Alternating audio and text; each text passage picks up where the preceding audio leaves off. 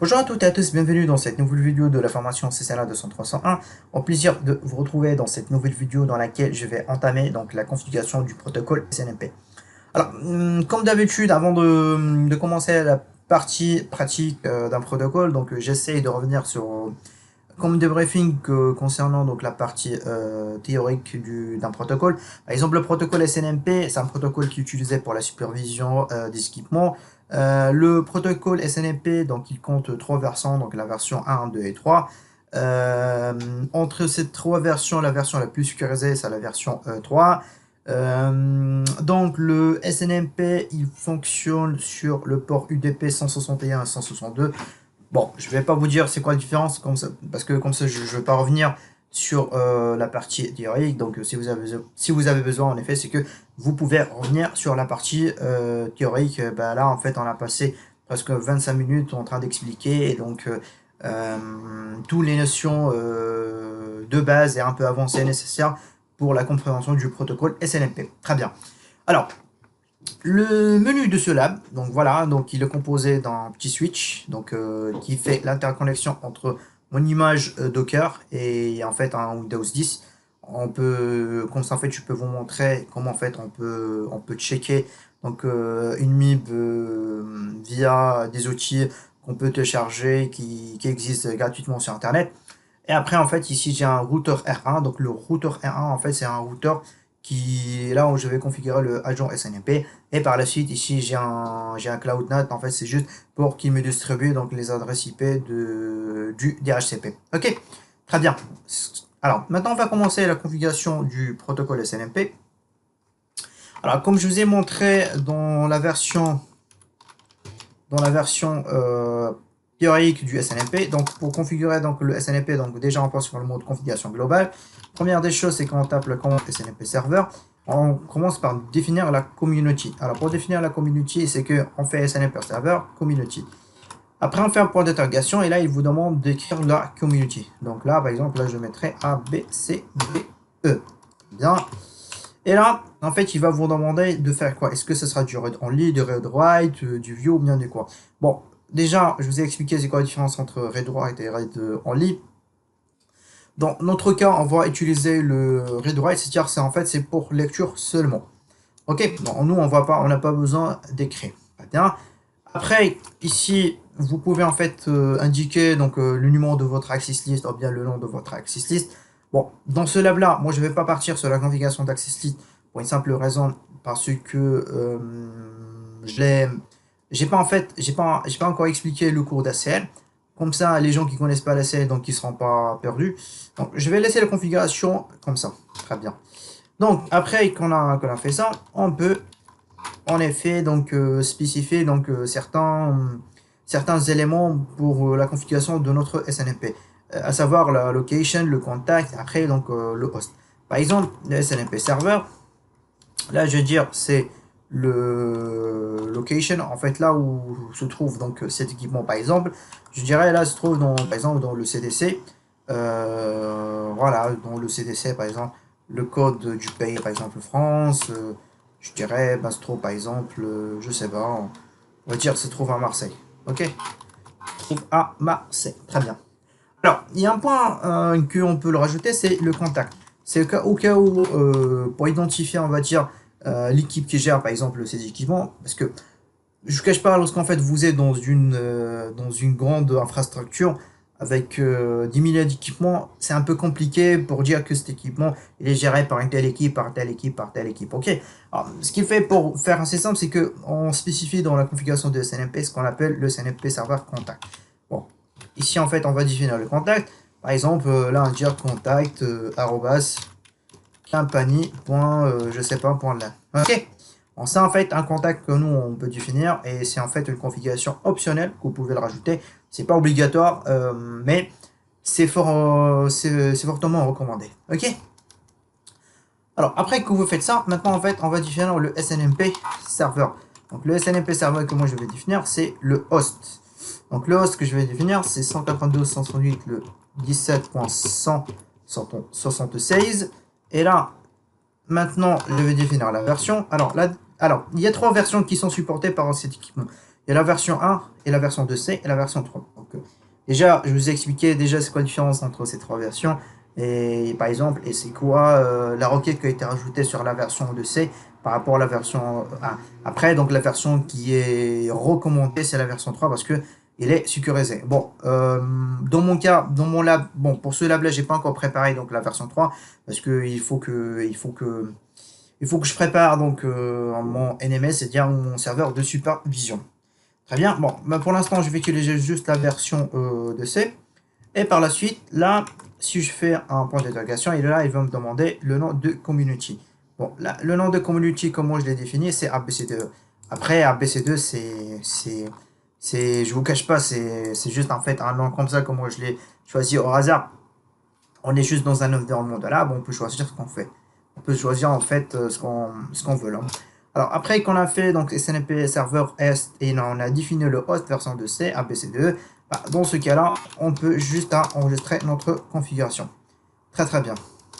Alors, maintenant qu'on a fait ça, c'est que je viens sur mon route Ubuntu Docker et là je vais utiliser en fait une commande qui s'appelle snmpwork. Bon, la commande snmpwork déjà c'est une commande Unix alors qui permet d'interroger une machine pourvue d'un agent SNMP à travers le réseau. Et c'est que cette commande, il obtient des informations successivement en utilisant la commande getNext du protocole SNMP, pardon. Par exemple, et là, si en fait il répond très bien, et là, en fait, il va vous faire consulter donc tous les OIG qui sont disponibles. Bon, en fait, c'est-à-dire si notre configuration il marche très très bien. Ok, très bien. Maintenant, ce que je vais faire, c'est que je vais récupérer la commande. Alors, parce qu'en fait, je l'avais testé. Bon, la commande snpwork, en fait, on fait comme ça. Alors, après, on fait "-v". Et là, en fait, on met donc le numéro de la version. Par exemple, soit la version 2 ou la version 3. En tout cas, moi, je mettrai la version 3. Ici, je dirais le "-c". Le "-c", c'est-à-dire, c'est que alors, le "-c", c'est pour la community. Dans mon cas, c'est ABC2E. Et maintenant, il faut que je tape l'IP de mon serveur. Ok, donc l'IP de mon serveur. Par exemple, l'IP de mon... alors, attendez, petit instant. Hop. Alors, l'IP, en fait, qui est configuré sur le R1, donc sur IP interface brief. Ah, excusez-moi. Hein. C'est 192, 177, 167. Donc là, du coup, je me suis trompé. Hein. Donc là, ce que je vais faire, c'est que je vais juste copier la commande. Excusez-moi, parce que là, je me suis trompé. C'est parce que, en fait, sur le Ubuntu Docker, c'est 175. Bon. Écoutez, je me suis trompé. Je vais la refaire tout de suite vite fait. Hop. Bon, je vais supprimer. Hop, hop, hop, hop. Bon, je l'ai supprimé. Et après, je vais le remettre. 175. 175, très bien. Et là, je vais faire WR. Donc, le 17175, en fait, c'est mon serveur Linux. Ok. Donc, je me suis trompé sur l'IP. Donc, pour l'effacer, bon, c'était une question, c'est mettre non SNMP serveur sur votre commande là ou sur le host avec la version et la community. Après, vous pouvez en fait reconfigurer de la même manière, juste en fait en corrigeant l'adresse IP. Très bien. Maintenant, hop, je reviens ici. Donc maintenant en fait on tape donc l'IP 17.162.16. Et maintenant en fait si en fait il répond comme ça, c'est-à-dire que votre serveur SNMP donc il est très très bien configuré. Maintenant, ce que je vais faire, c'est que je prendrai donc un de ces OIG donc d'une manière voilà comme ça par exemple. Et là je fais copier. On va voir ce qu'il me répond. Bon, ce qu'il me répond, donc c'est ça ce qu'il me répond. Bon, après, moi j'avais déjà, on va dire, déjà préparé donc un truc, c'est que c'est là, il va me faire revenir donc le nom du host. Hein, le nom du host. Donc là, je le prends, j'espère que c'est celui-là. J'espère que c'est celui-là. Il va faire revenir le nom du host. Et là, comme vous pouvez constater, c'est que là, en fait, il m'a fait revenir le nom du host. Hein. Par exemple, moi, si, bon, par exemple, je fais un conf t, et là je modifie par exemple le hostname, test SNMP. Voilà, comme vous pouvez constater, c'est que il a modifié le hostname avec test SNMP. Bon, j'enregistre quand même, à précaution. Et là, si en fait moi j'interroge mon SNMP, on va voir ce qu'il me donne. Et là, comme vous pouvez constater, il m'a fait le test SNMP. Ok. Alors maintenant je vais vous montrer en fait le MIB Browser, comment en fait le MIB Browser en fait c'est un outil qui permet de explorer le contenu d'une MIB. Ok. Alors bon, excuse-moi, j'étais obligé, il fallait que je redémarre donc cette machine parce qu'il buguait de temps en temps. Alors en effet, donc pour voir le contenu d'une MIB, donc via une interface graphique, en fait il y a plusieurs outils, notamment en fait certains outils qui sont open source. S'appelle par exemple, l'un des outils s'appelle Erosioning MIB Browser. Alors dans ce cas-là, pour regarder le contenu d'une MIB et notamment pour récupérer les OID qui vous intéressent, là lorsque vous allez ouvrir donc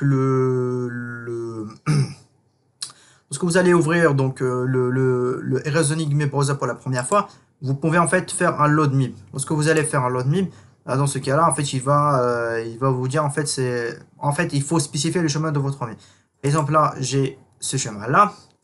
Et là, en fait, je sais que c'est ici, c'est private. Bon, les private, là, je vois bien que l'entreprise Cisco, c'est la MIB que moi, je l'ai importé. Ok. Donc, en fonction de... En fait, c'est ça, en fait, ce que je vous ai dit tout à l'heure, ce sont les variables. Et ces variables-là, ils sont représentés par un numéro OID. Ok. Je sais pas, en fait, on peut prendre, par exemple, Cisco ici, Management.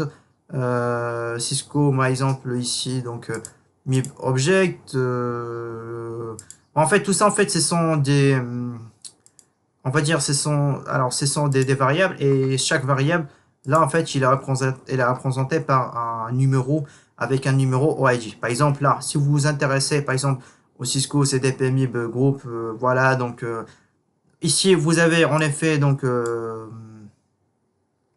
ici en fait vous avez donc les informations par rapport donc à cette variable. Là, il vous dit par exemple c'est une collection of objects for use with the Cisco Discovery Protocol.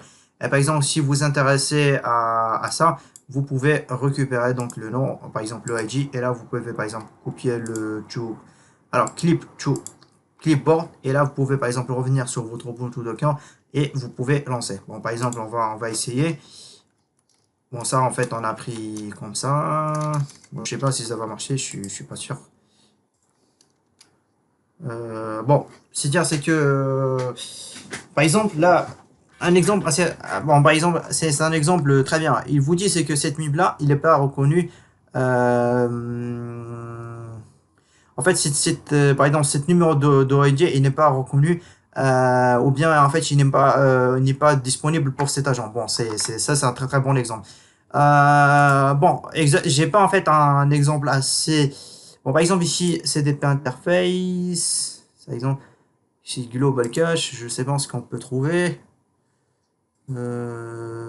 Tech. Je sais pas ce qu'on peut trouver, par exemple, la CDP Interface. Bon, on va essayer de prendre un exemple assez facile. Cisco Management, Cisco par exemple MIB, CDP MIB Object. Bon, ouais, c'est ça, CDP Interface. Et sur CDP Interface, là par exemple, on va essayer de prendre CDP Interface Table, par exemple ça. Bon, excusez-moi, j'avais pas pris ça. Donc là par exemple, on va récupérer en fait ce numéro du ID. C'est pour ça en fait je dis lors de la présentation théorique, c'est que on peut choisir certains UID et on peut les interroger via ce qu'on appelle le NMS. Hein. Bon, ça, je reviens ici. J'espère en fait que celui-là, il est bien reconnu. Si en fait on fait ça, je crois en fait il va nous donner donc des interfaces dans notre équipement. Ouais, exactement. Donc c'est-à-dire c'est que nous on a pris donc ce numéro ID donc qui est reconnu par l'agent SNMP, c'est-à-dire en fait il est reconnu par la MIB de cet équipement-là. Et là en fait ce qu'il m'a fait c'est qu'il m'a fait le retour de tous les interfaces qui sont configurées. Ok. Bon, le SNMP walk, moi je l'ai fait exprès comme ça en fait vous pouvez comprendre en fait c'est quoi un SNMP walk. Par ailleurs, ce que vous pouvez faire, c'est que vous pouvez faire le même lab et par la suite, en fait, voilà, vous téléchargez le Mi Browser, vous pouvez prendre n'importe quel browser de n'importe quel constructeur, notamment DF5, du Checkpoint, tout ça, et vous pouvez en fait voir son contenu via le Reasoning MIB Browser. Donc dans la prochaine vidéo, ce qu'on va faire, c'est que on va faire la configuration d'un équipement Cisco avec la version 3 en utilisant donc un des LMS qui sont gratuitement en fait qui sont disponibles gratuitement. Ce que je vais faire, c'est que aussi sur le R1, bon, je sais pas en fait c'est quoi l'IP de cet équipement. Bon, je reviens, hop. Je sais pas en fait c'est quoi l'IP de cet équipement. Comme ça, en fait, nous on peut interroger donc ici via le Mi Browser. Alors, network internet, network and sharing interface. Détail. Donc 17171. Ce que je vais faire, c'est que je vais déconfigurer donc ça. Ok, et là je vais configurer le 171. Donc le 171, ça. Comme ça en fait je peux vous montrer comment ça marche. Donc là, par exemple, nous en fait on avait choisi ça. Advanced, bon c'est déjà configuré, c'est pas grave. Et là en fait je mettrai donc je vais mettre en fait le nom de ma community. Et si j'ai la SNMP version, donc il a sur le Mi Browser Reasoning qui supporte juste la version 1 et la version 2. Ok. Donc après que vous faites ça, c'est que vous mettez donc l'adresse IP de votre équipement. Bon, ici il faut le mettre dans un premier temps ici. Après il faut cliquer sur Advanced. Ici pour l'instant c'est pour 161. Ici on avait bien mis la communauté. C'est en read, on n'a pas besoin de faire de write.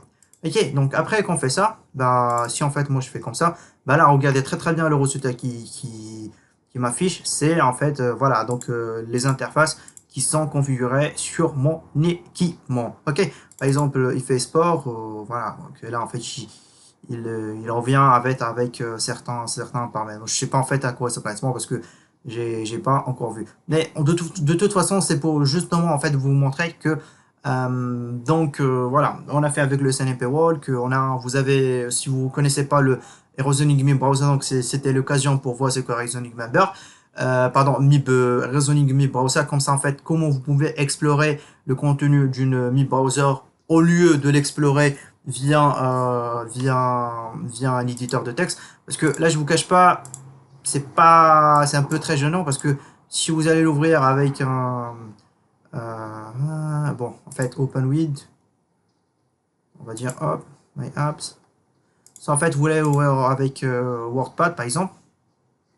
C'est ça, en fait, le contenu en texte. Bon, c'est pas trop parlant. C'est pour ça, en fait, tout ce contenu-là, vous pouvez le convertir en graphique en utilisant un outil gratuit comme le Mi Browser. Et après, voilà, pour interagir votre équipement, pour voir le résultat, vous pouvez taper donc l'adresse et vous pouvez ici spécifier les paramètres. Et notamment ici, ce que je dois vous montrer, c'est que ici vous avez toutes les opérations nécessaires que vous pouvez lancer afin d'avoir les résultats. J'espère que cette première configuration, ces premiers labs, donc il a retenu votre attention. On a essayé donc de faire la configuration donc du SNMP version 2 sur l'équipement R1. On a fait le SNMP Wall, que c'est une commande Linux, comme ça, voilà, donc vous savez à quoi correspond donc le SNMP Wall. Je vous ai montré déjà donc comment explorer donc le contenu d'une Mi Browser au lieu de regarder le contenu en texte, parce que le contenu texte en fait il est pas trop parlant et avec en fait une arborescence comme ceci, donc c'est plus parlant. Voilà, j'espère que vous avez compris la configuration. Et alors n'hésitez pas, si vous avez des questions, à me l'envoyer sur les commentaires du Jimmy, et je vous dis à la prochaine vidéo. Merci et au revoir.